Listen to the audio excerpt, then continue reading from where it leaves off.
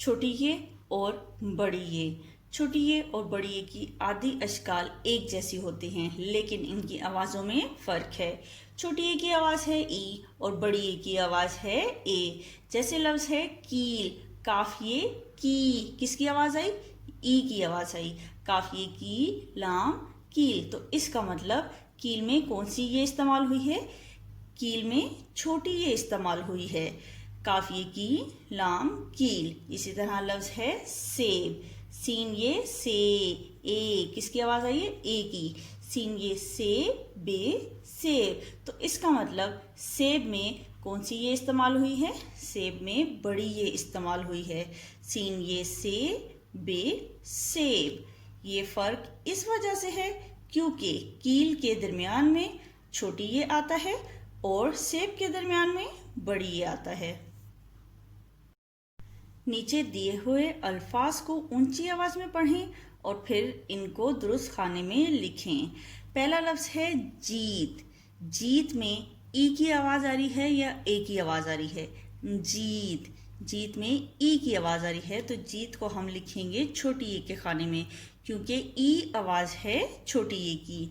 इसी तरह नीली, नीली, नीली में ई की आवाज है तो नीली को हम छोटी ए के खाने में लिखेंगे। तेल, तेल, तेल में ए की आवाज है तो तेल को हम बड़ी ए के खाने में लिखेंगे। इसी तरह सीखा, सीखा, तो सीखा में ई की आवाज है तो सीखा को हम छोटी ए के खाने में लिखेंगे। अगला लफ्ज है चीज। चीज में भी ये की आवाज ई करके है तो चीज को हम छोटी ए के खाने में लिखेंगे। अगला लफ्ज है देखो।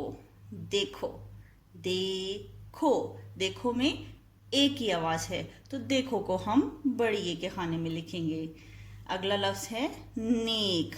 नून ये ने, काफ, नेक, नेक में ए की आवाज है तो नेक को हम बड़ी ए के खाने में लिखेंगे। खेला, खेला, ए की आवाज है तो खेला को हम बड़ी ए के खाने में लिखेंगे।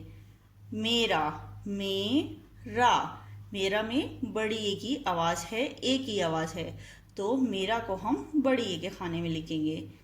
भीगा, भीगा, ई की आवाज है तो भीगा को हम छोटी ए के खाने में लिखेंगे। सीटी, सीटी, किसकी आवाज है? ई की आवाज है तो सीटी को हम छोटी ए के खाने में लिखेंगे। रेत, रेत, रेत में ए की आवाज है तो रेत को हम बड़ी ए के खाने में लिखेंगे।